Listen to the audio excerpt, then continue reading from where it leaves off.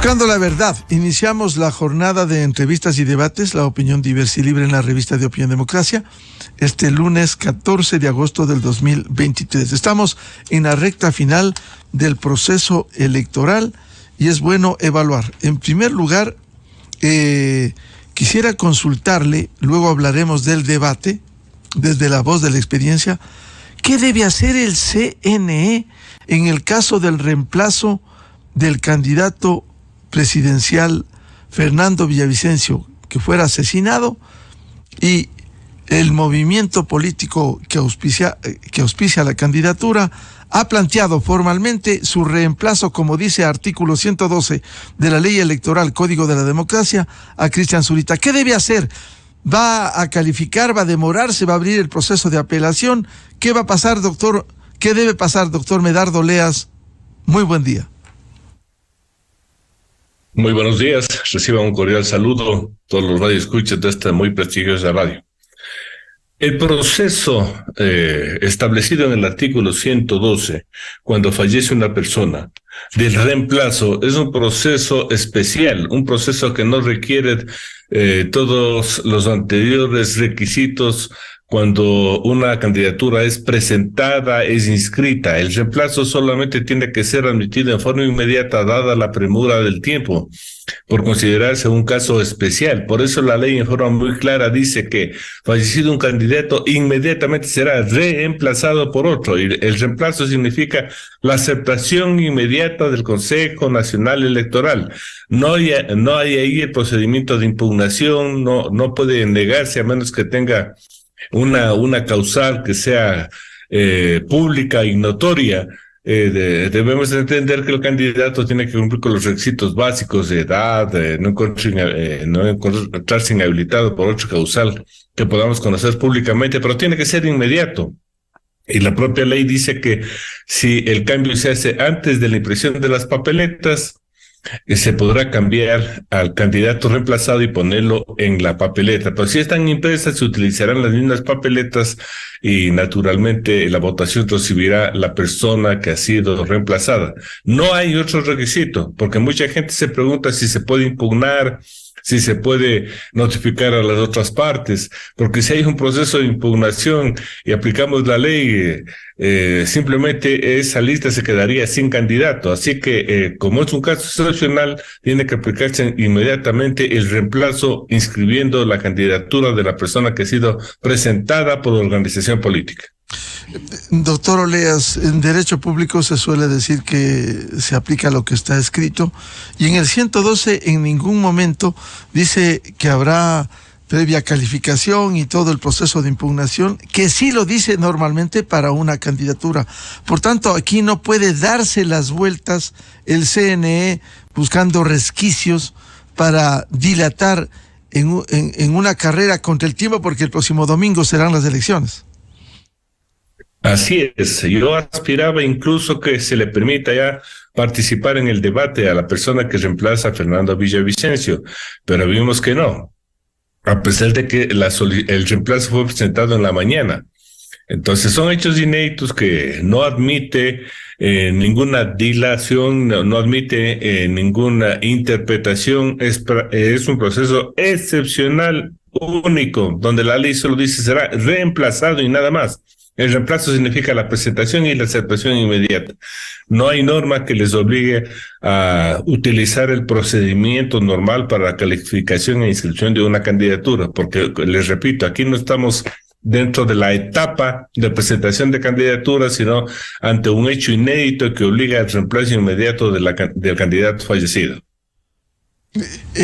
¿Esta calificación debiera darse este lunes?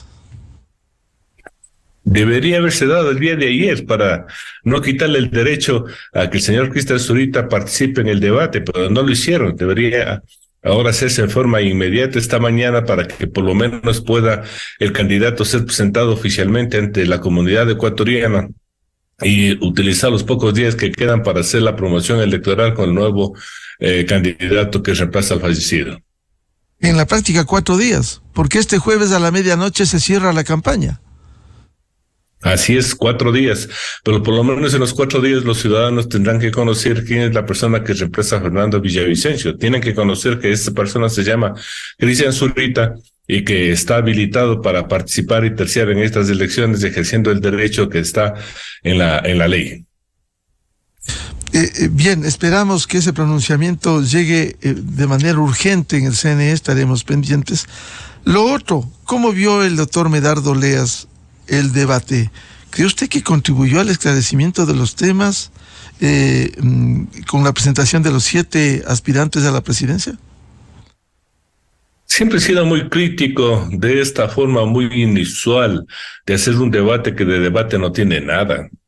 El hecho de plantear preguntas tan generales, tan complejas, compuestas, para que un candidato conteste en 1 minuto, no es la solución, porque no le dan tiempo ni siquiera a desarrollar adecuadamente las ideas del candidato, ni siquiera relacionar esa pregunta con el plan que ellos han presentado oficialmente a ser ejecutado en caso de ser reelectos. Entonces eso de preguntarle una pregunta que contesta 45 minutos, para después una repregunta en 15 segundos y otra la respuesta a la réplica en 45 segundos, simplemente causa confusión, más aún cuando muchos candidatos fueron ahí a atacarse, lo que es normal en la democracia ecuatoriana, pero que no ayuda a identificar con claridad cuál es el mejor candidato. Es muy lamentable que no se haya modificado el reglamento y que se sigan poniendo una serie de preguntas complejas, complicadas. Claro está que recogen el sentir de una comisión, pero no recogen el sentir de la ciudadanía. Ni siquiera se pudo establecer, por ejemplo, cómo van a manejar la seguridad, tema muy importante, o la generación de empleo. Uno cuando escucha eso sale más confundido y ve que esta forma de realizar un debate, entre comillas, no funciona. Para mi criterio no funcionó, no aclaró. Y quien pretendía escoger a un candidato después del debate, creo que quedó con más dudas que certezas. Consecuentemente, los electores han quedado en ascuas frente a los contenidos que debieron ser despejados en este debate, doctor Oleas. Así es, porque estamos aquí ante hechos inéditos. Por ejemplo, quien va a resolver la elección son los jóvenes, son aquellos que repudian a la política, no se sienten identificados con los partidos políticos y que hasta el momento no han decidido y que ellos irán a votar porque el voto es obligatorio, pero irán a votar sin conocimiento de los planes o proyectos o del perfil adecuado de los candidatos, porque hay que conocer un poco quiénes son los candidatos, su antecedente. Entonces ellos van a votar por otra serie de motivaciones que no son precisamente las democráticas, las cívicas. Y naturalmente en un proceso tan corto no se ha permitido que los candidatos desarrollen adecuadamente la promoción dentro de este periodo de campaña electoral. Entonces yo lo que veo es incertidumbre. Nuevamente la gente se pregunta, bueno, ¿qué va a pasar? Porque con tantos candidatos que tenemos, la gente, digo, irá por otras motivaciones y no las que deberíamos utilizar en un periodo democrático. ¿Cómo debiera desarrollarse la campaña en medio de esta incertidumbre, en medio del miedo por la violencia, estos últimos 4 días en el país, doctor Oleas? Es que siguiendo el esquema que está desarrollado, solo nos dan una publicidad que no dice absolutamente nada, porque no hemos cambiado, seguimos con las franjas publicitarias que son simplemente el derecho para publicitar cuñas o pequeñas franjas en radio, prensa, televisión o vallas publicitarias. Y nuevamente, aquí la habilidad de ciertos expertos en el marketing político hará que ciertas personas se posesionen. Pero mire usted, no se dice el cómo, a pesar de que, por ejemplo, ayer las personas que dijeron el debate, nuevamente entre comillas, decían, señor, la gente quiere saber cómo va a hacer usted hacer esto. Entonces nuestro sistema no permite que eso suceda. Por eso yo hago un llamado a los ciudadanos que, bueno, escojamos a las personas que consideran ustedes que es el más confiado, el más idóneo, el que no nos va a fallar, porque además tenemos un país complejo, un país lleno de problemas económicos, de inseguridad, falta de empleo, que no va a lograr estabilizarse en 1 año y medio. que ni bien termine este proceso, el próximo año otra vez estaremos en un proceso electoral. Quizás los candidatos deberían explicarnos qué van a hacer, por ejemplo, en este año y medio. Sería urgente que alguien diga que va a hacer una reforma a la ley de partidos políticos para por lo menos obligarles a que sean partidos más consolidados, más serios, más orgánicos, más ideológicos, pero solo un candidato dijo ayer que iba a hacer esas reformas. Pero nuevamente no sabemos cómo se constituye la Asamblea Nacional, porque mucha gente vio el debate, pero el debate presidencial. Y la parte más importante para una democracia también es constituir adecuadamente una Asamblea Nacional que sirva y cumpla los objetos para los que está constituido: hacer buenas leyes, reformar, a lo mejor apoyar al presidente de la República si logra el presidente un gran bloque mayoritario que respalde su gestión.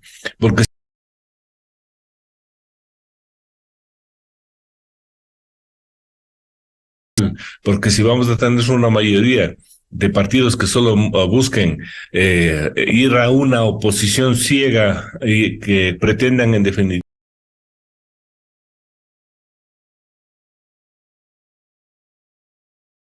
claros que si resolvimos nosotros mandar a su casa una asamblea que no funcionaba, que era ofensiva a los ciudadanos ecuatorianos y que aplaudimos y aceptamos la misma.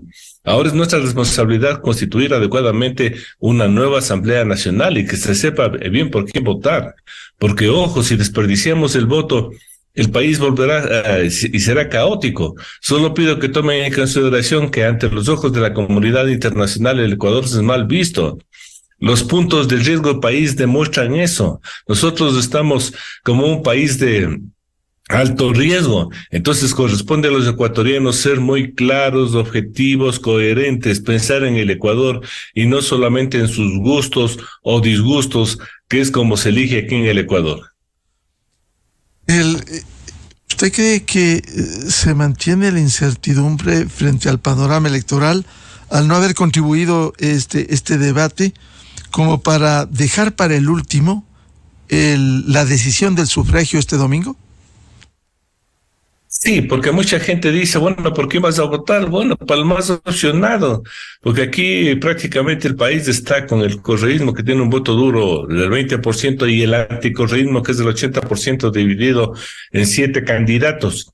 Entonces dice, yo voy a votar por el que vaya segundo. Pero ¿cómo pueden saber quién va segundo cuando ni siquiera las encuestas nos pueden dar una certeza de que efectivamente esa encuesta que está siendo promocionada es real?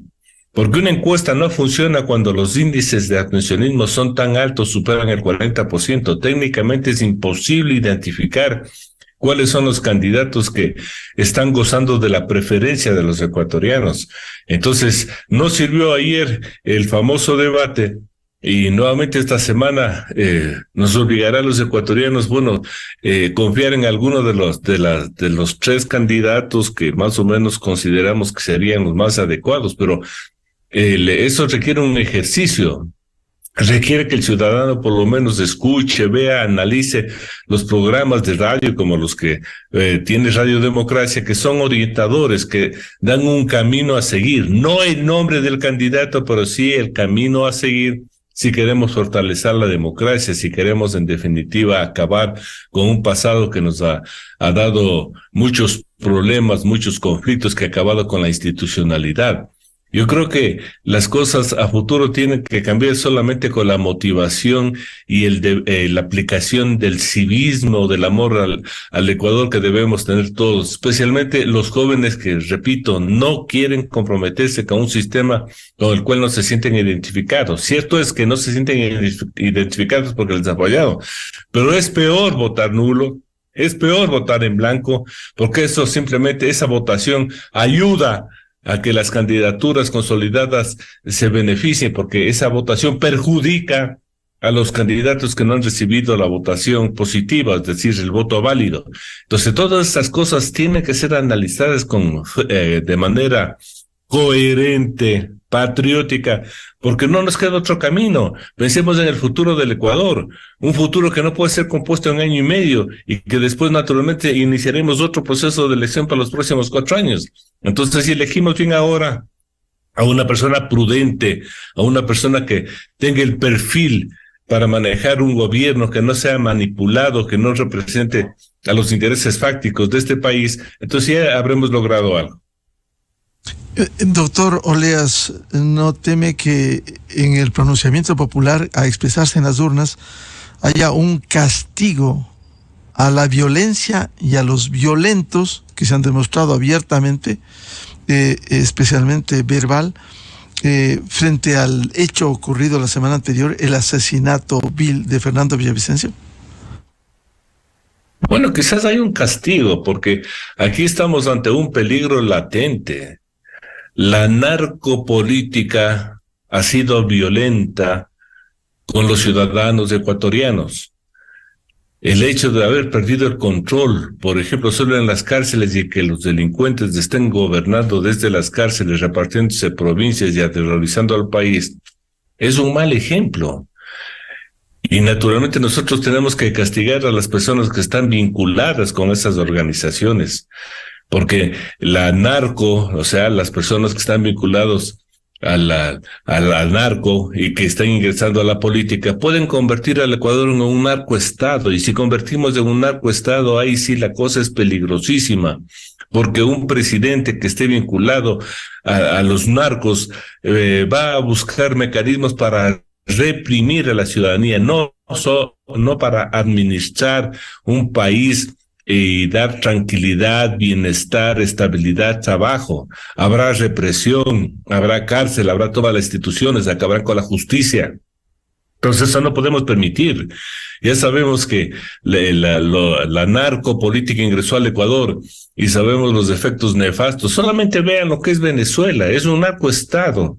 Un narcoestado controlado ahí por las fuerzas del narcotráfico que se han tomado todo el país. Y tenemos ahí un presidente que incluso se da el lujo de decir: de aquí no me saca a nadie, como si consideraría que el Estado venezolano es de su propiedad. Entonces yo creo que los ciudadanos sí tienen que actuar bien, pensar que los hechos que sucedieron en el Ecuador, como la muerte de Fernando Villavicencio, nos obligan a pensar de una manera diferente. Primero, comprometiéndonos con un proceso democrático, que no es un compromiso con un partido político, sino con el país.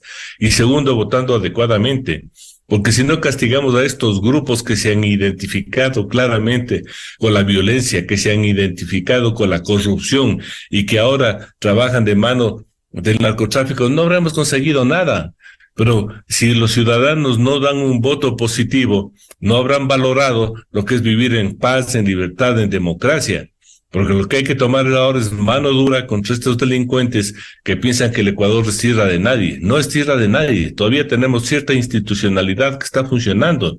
Tenemos unas fuerzas armadas y una policía que están actuando adecuadamente.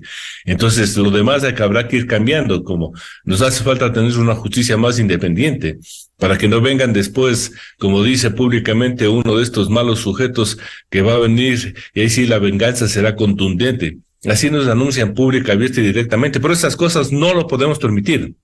Repito, la democracia es de los ecuatorianos y los ecuatorianos ahora debemos tener un compromiso más serio frente a lo que es las elecciones del próximo día, domingo 20 de agosto, a fin de que el Ecuador nuevamente se enrumbe por el camino de la paz, por el camino del progreso, por el camino del desarrollo.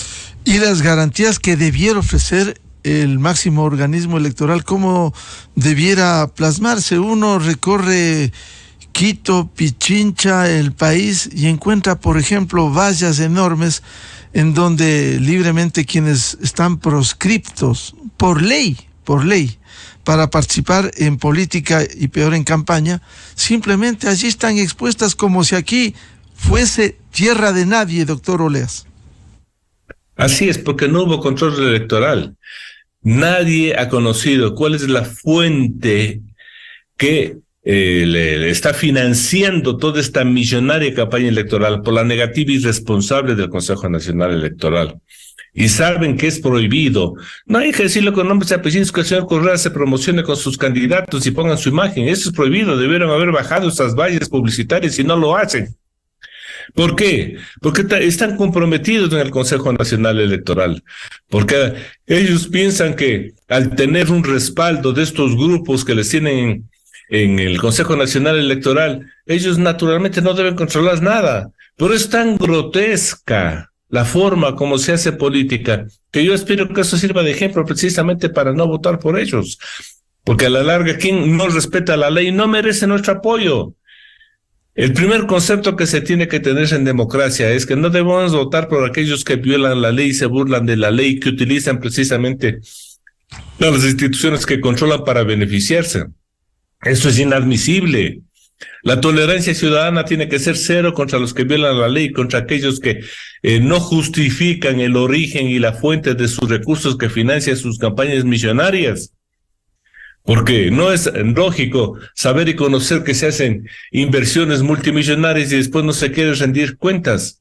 Ya se dijo en el anterior proceso que el narcotráfico está financiando las campañas y ahora también se lo dice lo mismo. Las consecuencias son nefastas cuando se permite que el narcotráfico ingrese a la política. Y eso lo están viendo países como Venezuela, como Nicaragua, como la propia Cuba. Y nosotros no queremos llegar a eso. El ecuatoriano es una persona de paz, de desarrollo, y no podemos permitir que el narcotráfico ingrese a nuestra política y que se use y abuse de los beneficios de la falta de control en beneficio propio. Bien, doctor Oleas, ¿qué le desea al Ecuador cuando el próximo domingo será una definición presidencial? Se presume que habrá segunda vuelta en octubre, pero hay una suerte de incertidumbre por el ambiente de violencia. No es poca cosa el asesinato de un candidato presidencial y no podemos ir como si aquí no pasó nada. Así es. Por eso tenemos que reaccionar positivamente. Hay un antes y un después de la muerte de Villavicencio. Y naturalmente, si bien nos horrorizó, repudiamos un vil asesinato a un candidato que no ha ejercido nunca la violencia y que estaba atacando a los poderes fácticos, a estos malos poderes que se han tomado el poder. Entonces, la motivación de la ciudadana tiene que ser positivo. 1, acudamos masivamente a votar. 2, votemos por las personas que consideramos más idóneos y que no están vinculadas a estos grupos que buscan tomarse por asalto el poder en beneficio propio. Y ya lo sabemos. Y si no hacemos eso, el futuro del Ecuador será nefasto. Tendremos que después estar viendo cómo millones de ecuatorianos siguen cruzando el Darién para irse a pie a Estados Unidos a trabajar. Eso no queremos para el Ecuador. No queremos que la gente comience a huir, comience a buscar dónde protegerse de la inseguridad o de la falta de trabajo. Si estamos viendo todos los días que lo que sucede en Latinoamérica, no podemos convertir al Ecuador en otra Venezuela. No podemos aceptar que estos socialismos mal estructurados, mal pensados, mal aplicados acaben con un país que por esencia, por herencia histórica ha sido pacífico y donde se han respetado a las libertades, donde se han respetado los derechos. Acabemos con estos sueños de estas personas que quieren destruirse el país, que quieren incluso acabar con la dolarización. Entonces, ecuatorianos, si ahora no nos despertamos, no pensemos que vamos a tener un mal futuro. Seamos positivos, acabemos con la violencia con un voto pasivo, reflexivo, cívico, que es lo que nos corresponde a los ecuatorianos el próximo día domingo. Bien, muchas gracias al doctor Medardo Oleas, ex presidente del Tribunal Supremo Electoral. Medardo, muy amable. Miguel, muy buenos días. Un saludo cordial. Esta es la revista de Opinión Democracia. Seriedad y credibilidad en todas partes.